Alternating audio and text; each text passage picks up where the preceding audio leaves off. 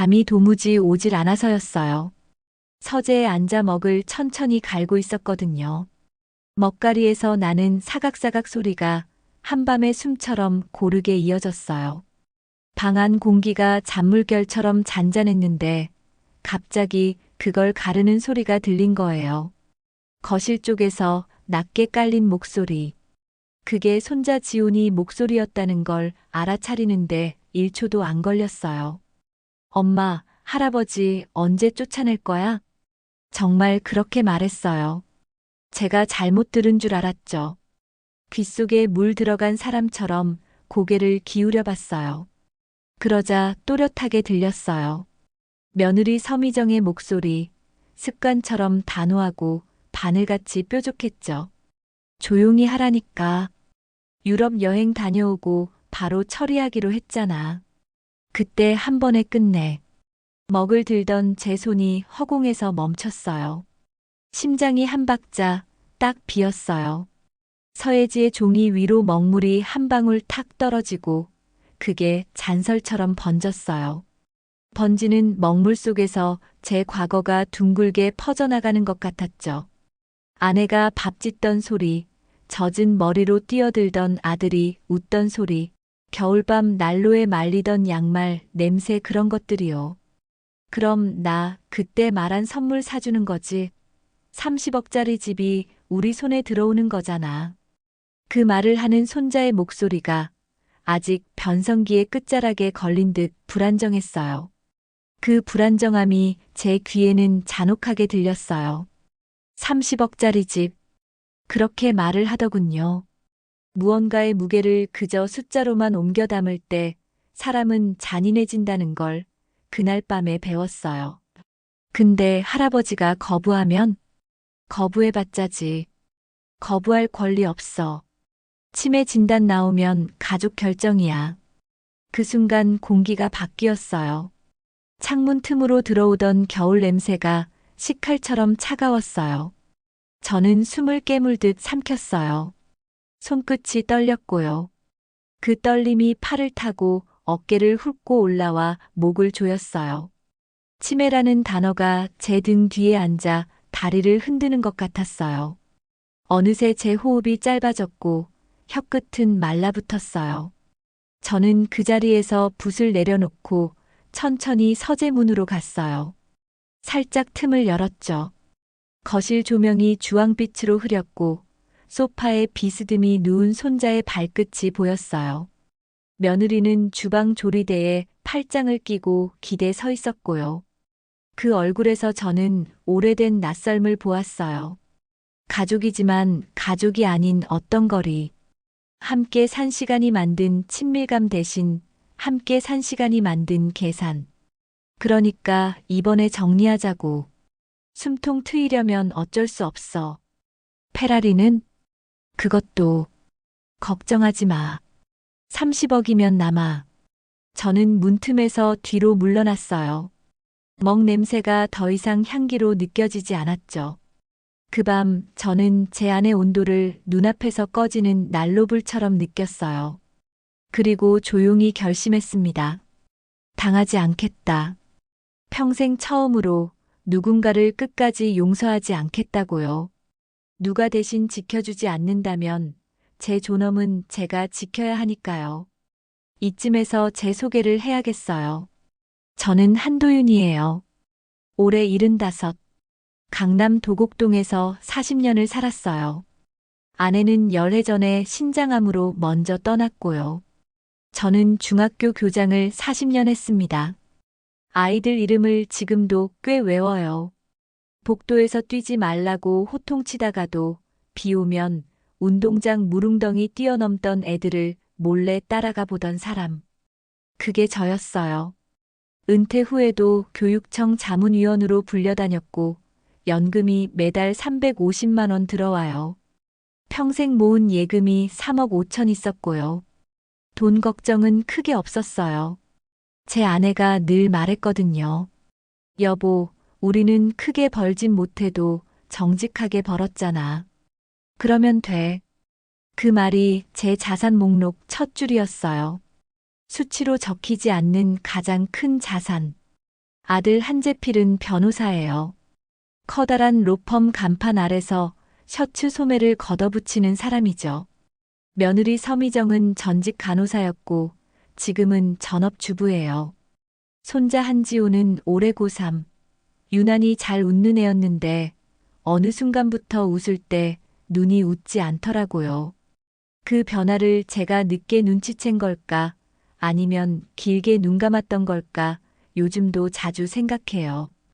우리 집은 1998년에 아내와 대출을 껴서 산 40평 아파트예요. 그때 1억 3천이었죠. 그 집에는 아내의 양파 썰기 모션이, 아들의 급식 숟가락 소리가, 제 출근 구두가 닳던 각도가 남았어요.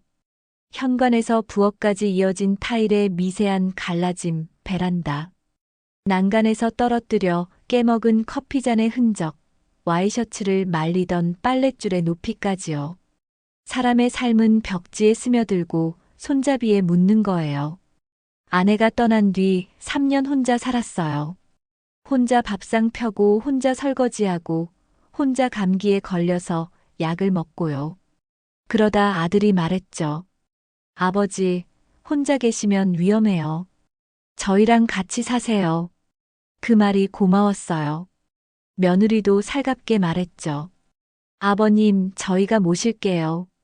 그 한마디에 저는 가벼웠어요. 내 어깨에 올려져 있던 연륜이 솜처럼 느껴졌죠. 처음 몇 달은 정말 좋았어요. 주말에 손자가 제 팔짱을 끼고 동네를 돌았고 며느리는 된장찌개에 호박을 큼직하게 썰어 넣었어요. 아들은 퇴근길에 슈크림빵을 한 봉지 사왔고요. 저녁 식탁에서 웃음이 바닥에까지 번지던 그날들을 저는 아직도 기억해요. 그런데요, 그 웃음의 끝이 어느 순간부터 자꾸 매끈해졌어요. 매끈함은 불편함의 다른 얼굴이더라고요. 어느 날 며느리 친구들이 와서 말했어요. 와, 미정아. 강남에서 이런 집에서 사는구나. 부럽다. 그때 며느리가 뭐라고 했는지 아세요? 아직은 시아버님 명의지만 언젠가는 우리 거지. 그 말이 농담처럼 흘렀지만 제 귀에는 유언처럼 들렸어요. 살아있는 사람 앞에서 언젠가는 우리 거라니. 그날 저는 웃으며 물잔을 들고 나왔다가 싱크대 옆에서 한참을 서 있었어요. 부엌 타일 틈에 낀 시간들이 그때는 슬프게 보였죠. 사람들이 가장 먼저 하는 공격이 뭔지 아세요? 말이에요. 소문이에요. 그건 칼보다 흔하고 독보다 구하기 쉬워요. 어느 날 엘리베이터에서 며느리가 일부러 큰 소리로 말했어요. 요즘 시아버님이 자꾸 깜빡하셔서요. 가스 끄는 걸 잊으셨어요. 김 여사가 놀라서 고개를 끄덕이며 말했죠. 아이고, 큰일 날 뻔했네. 저는 그 뒤에 서 있었어요. 제 손이 가스 밸브를 돌릴 때 난 손때의 감각을 제 손이 더 잘 아는데 말이에요. 그렇게 길목마다 작은 말이 던져져요. 소문 씨앗이죠. 다음엔 뭐가 오나 보자 싶었는데 일주일 뒤에 저는 며느리 방에서 더 큰 걸 봤어요. 침대 위에 펼쳐진 노트, 제목이 시아버지 치매 증상 관찰일지. 그 단정한 볼펜 글씨가 오히려 저를 모욕했어요. 거짓이 정갈하면 진실을 더럽힌다고요. 710 같은 질문 4번 반복 남편 목격. 711 이웃에게 집 찾아달라고 함. 712 날짜 모름. 713 성격 돌변, 화를 낸 며느리 목격. 714 가스 밸브 이집 옆집 김여사 증언. 한 줄 한 줄 읽을 때마다 제 몸에서 뼈 소리가 났어요. 저는 숫자를 정확히 기억하는 사람이에요. 교무실에서도 전체 회의 날짜를 제가 먼저 떠올리곤 했고요. 그런데 날짜를 모른다고요? 제가 제 세월과 기억과 직업 윤리가 볼펜 잉크 몇 줄에 짓밟히는 소리였어요. 옆에는 요양원 안내 책자들, 포스트잇이 여기저기 붙어 있었죠. 효사랑 월 210만, 평안 월 230만 가까움, 희망월 250만 시설 조음. 그리고 가장 밑에 굵은 글씨로 이렇게 적혀 있었어요. 제일 싼 곳으로. 오래 계실 분 아님. 오래 계실 분. 저는 그 네 글자 앞에서 한참 동안 숨을 못 쉬었어요. 올해와 아님 사이가 칼자루처럼 날카로웠어요. 더 밑에는 후견인 신청서 초안이 놓여 있었어요. 피후견인의 제 이름, 재산 목록이 줄줄이요.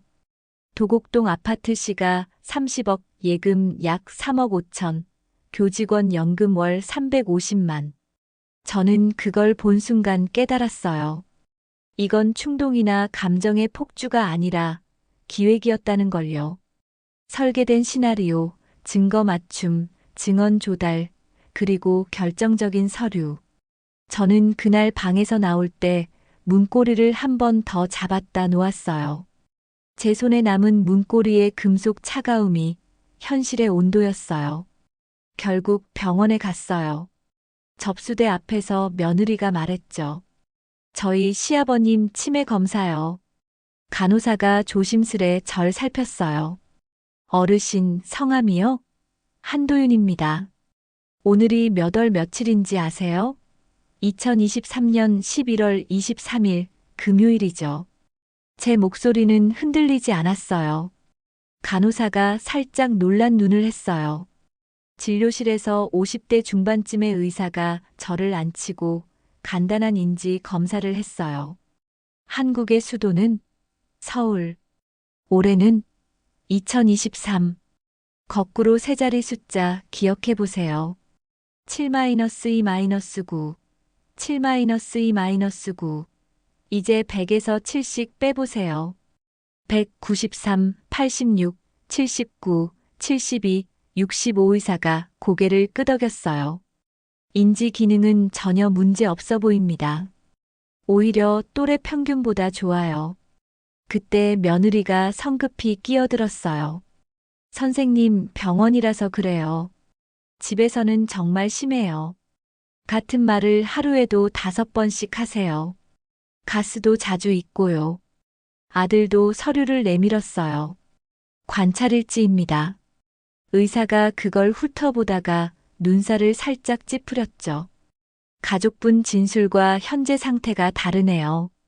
경과를 봅시다. 일주일 후 재진 권합니다. 진료실 문을 나서는 순간 저는 작은 쪽지를 미끄러뜨렸어요. 가족이 거짓으로 치매 만들려 재산 빼앗으려 합니다. 도와주세요. 한도윤. 바닥에 회색 비닐과 방문 사이 틈으로 쪽지가 스르르 들어갔어요. 손끝으로 떠나보낼 때 그 쪽지가 제 마지막 구조 신호처럼 느껴졌어요. 제가 저를 구해야 했어요. 그때가 제 일생에서 처음으로 제가 저의 보호자가 되기로 결심한 순간이었어요. 집으로 돌아오는 차 안에서 며느리가 묻더군요. 아버님, 왜 재진 얘기를 하셨어요?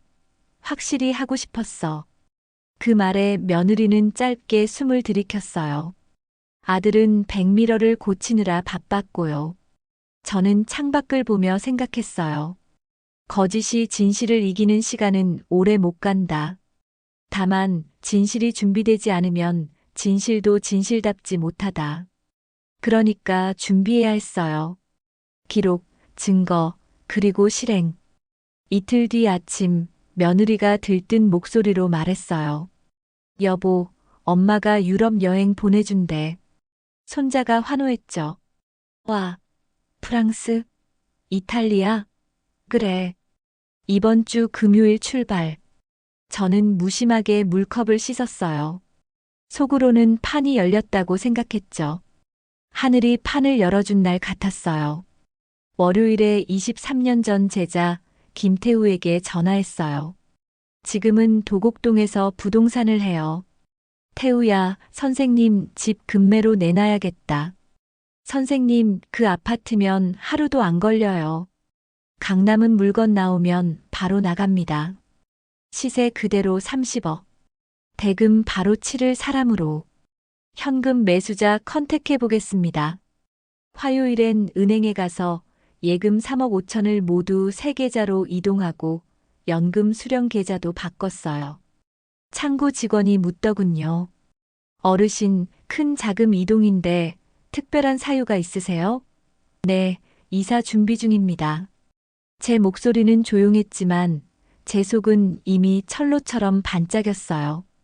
수요일엔 수원의 투룸 아파트를 계약했어요. 작지만 채광이 좋은 집, 베란다에 화분을 두면 좋겠다 싶었죠. 목요일엔 이사업체를 잡았고요. 금요일 오후 2시 가능합니다. 부탁합니다. 금요일 아침 그들은 공항으로 떠났어요. 아버님, 열흘만 잘 계세요. 그래. 다녀와. 현관문이 닫히고 엘리베이터가 내려가는 소리가 아파트 복도를 지나 제 가슴까지 울렸어요. 그리고 1시간 뒤 태우에게서 전화가 왔죠. 선생님, 현금 매수자 잡았습니다. 오늘 계약, 월요일 소유권 이전 가능합니다. 바로 진행하자. 오후 2시 이사업체가 들어왔고 저는 필요한 것만 골랐어요. 아내의 사진 3장, 제 교장 시절 감사패 하나, 서예 도구, 겨울 코트 1벌, 여름 셔츠 3벌, 일기장 4권, 부엌칼 1자루, 양은 냄비 1개. 직원이 놀라서 물었어요. 어르신, 이게 전부세요? 네.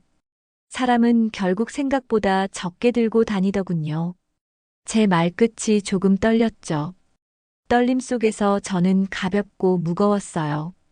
가벼운 건 짐, 무거운 건 기억. 관리사무소에 들러 소장에게 인사했어요. 소장님, 그동안 고마웠습니다. 혹시 제 아들이 저를 찾으면 행방 모른다고 전달해 주세요. 무슨 일 있으셨어요? 개인사입니다. 다만 부탁드려요. 네, 개인정보는 저희가 지킵니다. 나오는 길에 엘리베이터 버튼을 누르는데 버튼의 빨간 불빛이 제 손톱에 박혔어요. 불빛 하나에 늙음이 비치더라고요. 그래도 저는 제 손을 믿기로 했어요. 이 손이 저를 어제로부터 꺼내 오늘로 옮겼으니까요. 토요일 오후 저는 사돈 박경숙에게 전화를 걸었어요. 사돈, 뵙고 싶습니다. 카페에서 만났는데 그녀는 불편한 표정이었어요. 저는 먼저 말을 꺼냈습니다. 사돈, 며느리와 아들이 준비한 서류들을 봤습니다. 관찰일지, 요양원 목록, 후견인 신청서, 그리고 제일 싼 곳, 오래 계실 분 아님이라고 쓰신 메모까지요. 그녀의 얼굴에서 피가 빠져나갔어요. 저는 애들 걱정돼서 요즘 다들 그렇게 하길래 요즘 다들 그렇게 한다. 저는 그 말을 천천히 따라했어요. 그 말이 제일 무섭습니다. 그 말이 사람을 제일 쉽게 망칩니다. 다들. 그 다들은 도대체 누굽니까? 제 아내가 죽을 때 제 손을 붙잡고 말했어요. 여보, 우리는 크게 벌진 못해도 정직하게 벌었잖아. 그 정직이 사라지면 남는 건 숫자뿐이에요. 그녀가 떨리는 목소리로 말했어요. 죄송합니다. 제가 잘못했어요. 잘못을 안다는 건 다행이죠. 하지만 이미 던진 말과 서류는 사람의 삶을 상하게 합니다. 저는 이미 집을 팔았고 이사했습니다. 이 일에서 손 떼주세요. 부탁이 아니라 경고입니다. 더 이상 제 삶을 계산표에 올려놓지 마세요. 자리를 일어서는데 그녀가 조심히 물었어요. 자식들 용서하실 겁니까? 저는 고개를 저었어요. 용서는요, 가끔 타이밍보다 태도가 먼저입니다. 태도가 바뀌지 않으면 타이밍은 평생 오지 않아요. 가게 문을 나서며 겨울 바람을 마주했어요. 바람이 얼굴을 때리는데 그게 오히려 정신을 깨주더라고요. 요즘은 다 그래라는 말이 내 얼굴을 계속 때려왔다는 걸 그제야 알았어요. 저는 턱을 들었어요. 나는 안 그래. 혼잣말이지만 그게 제 선언문이었어요. 목요일 밤 11시 전화가 울렸어요. 번호만 봐도 알겠더라고요. 아버지, 집에 다른 사람이 살고 있어요. 그래, 돌아왔구나. 여행은 어땠니? 장난하지 마세요. 왜 팔아요? 내 집이니까. 내가 판 거다. 왜 우리랑 상의도 안 하고. 내 집이니까. 내 삶이니까. 내 마지막은 내가 고른다. 잠깐 정적이 흐르고 며느리가 전화를 받아 소리를 질렀어요. 저희는 어디서 살라고요? 지훈이는요? 너희가 나를 요양원 보낼 때 내 방에 불도 끌 생각이었잖아. 그건 그땐 뭐, 30억짜리 집, 페라리, 요양원 월 21만 250, 후견인 신청서. 다 복사해놨다. 관찰일지도. 너희 대화 녹음도 있다. 숨 넘어가는 소리가 들렸어요. 아버지, 그게 다는 아니에요. 그래, 다는 아니지. 그래서 더 무섭지. 사람의 악은 대개 다가 아니니까. 조금씩 섞여 있으니까. 저는 마지막으로 선을 그었어요. 이제부터는 너희가 증명해. 너희가 가족이었다는 걸. 행동으로. 말 말고. 그날 밤 그들은 모텔에서 잤다고 하더군요. 그 침대가 딱딱했을까요? 저는 창문을 조금 열고 찬 공기를 방 안에 들였어요. 그 공기가 제 폐를 씻는 느낌이었어요. 오래된 집 먼지들이 한꺼번에 날아나간 것처럼요. 저는 다시 잠을 잤고 오랜만에 악몽을 꾸지 않았어요. 다음 며칠은 기록이 일으킨 파동을 지켜보는 시간이었어요. 아들 회사 대표와 통화했죠. 효자라고 들었습니다. 사실을 말씀드리죠. 저는 요약본을 보냈어요. 관찰일지 사본, 요양원 비교표 캡처, 녹취록 주요 부분 전사. 대표가 한참 말이 없더니 낮게 말했어요. 믿기 어렵군요. 믿기 어렵죠. 그래서 기록했습니다. 믿기 어렵다는 말이 설 수 있도록. 동네도 술렁였죠. 김 여사가 다른 이웃들에게 말했대요. 엘리베이터에서 일부러 크게 떠들더니 그게 다 거짓이었어. 말은 처음에 칼이었지만 나중엔 거울이 되기도 해요. 진짜 얼굴을 비추는 거울. 며느리는 근처 마트에 가다 눈총을 맞았고 손자는 학교에서 별명을 얻었대요. 할아버지 페라리. 잔혹하지만 이름은 힘을 가져요. 그 힘이 오히려 그 아이를 유치한 잔혹함에서 끄집어내길 바랐어요. 늦더라도. 사돈 박경숙은 결국 해외로 떠났대요. 동네에서 못 살겠다. 그 말 저는 잘 알아요. 못 사는 건 동네 때문이 아니고 스스로 만든 그림자 때문이거든요. 그림자는 발밑에 있어요. 도망칠 수 없어요. 등을 돌려도 따라오니까요. 딸 하는영은 울면서 전화했어요. 아빠, 난 정말 몰랐어요. 준필 말만 믿었어. 미안해요. 은영아, 넌 괜찮다. 제가 말했어요.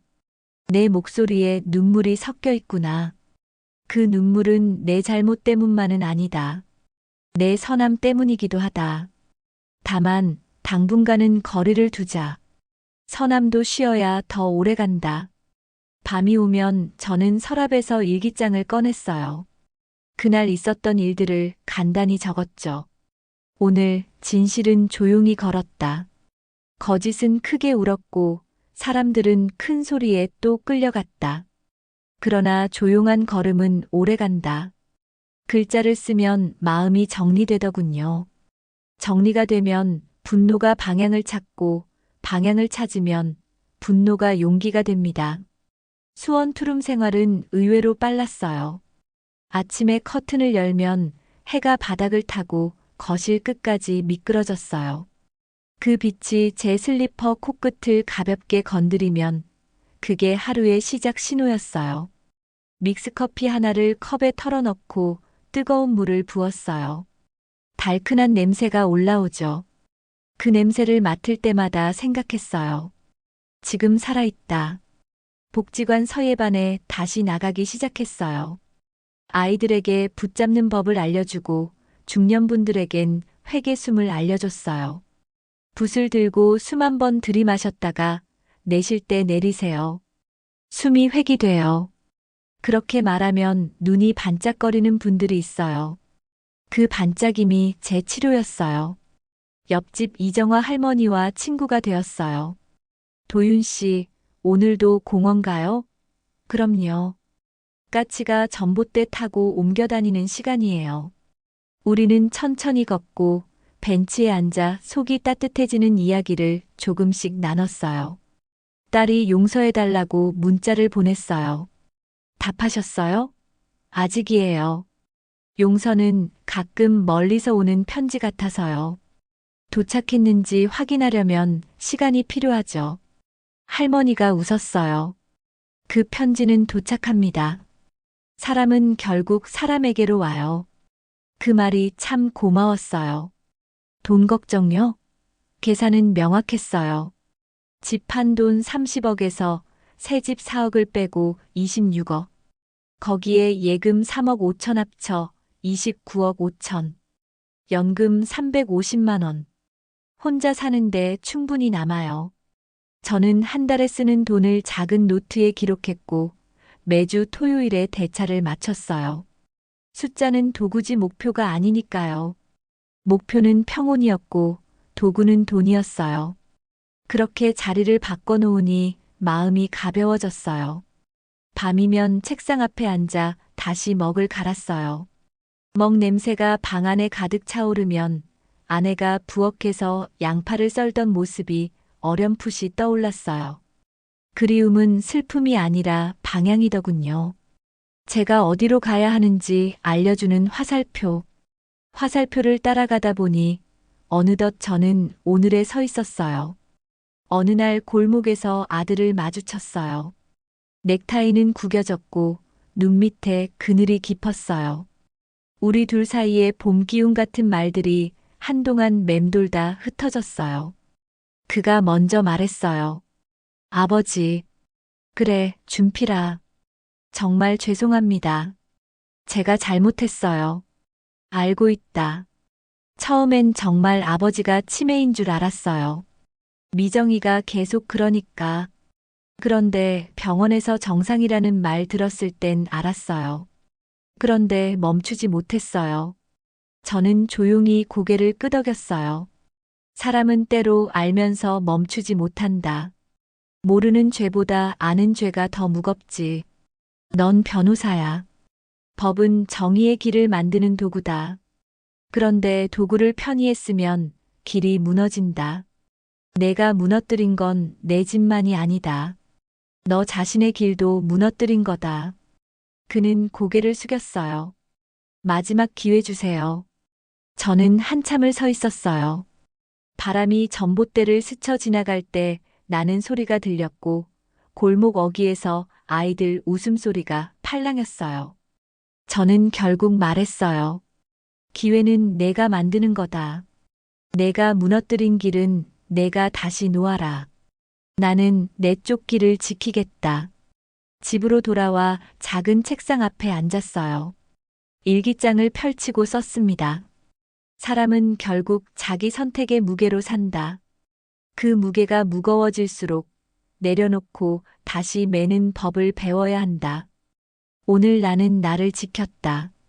그래서 내일의 나에게 얼굴 들고 인사할 수 있다. 그리고 이 이야기를 듣는 당신께 말하고 싶어요. 지금 부당함을 겪고 있나요? 배신의 뼛속 냉기를 느끼고 있나요? 제가 배운 건 두 가지예요. 기록과 용기. 작은 메모, 날짜, 시간, 말의 조각. 그걸 모으면 진실이 모양을 갖춰요. 그리고 단 한 번의 용기. 당하고만 있지 않겠다는 결심. 그 한 번이 인생을 바꿔요. 가족은 권리가 아니라 관계예요. 사랑은 소유가 아니라 책임이고요. 존엄은 협상의 대상이 아니라 지켜야 할 선이에요. 그 선을 넘는 순간 우리는 서로의 사람이 아니게 돼요. 그러니 당신의 선을 기억하세요. 그리고 지키세요. 누구도 대신 지켜주지 않으니까요. 내일 아침 저는 또 공원에 나갈 거예요. 까치가 전봇대를 건너뛰는 걸 볼 거고, 돌아와 뜨거운 물로 잔을 데우고 믹스커피를 하나 뜯어 마실 거예요. 그때 속으로 이렇게 말하겠죠. 살았다. 오늘도. 그리고 당신에게도 조용히 건넬게요. 사세요. 오늘도. 당신은 숫자가 아니니까요. 종이가 아니니까요. 사람, 그러니까요.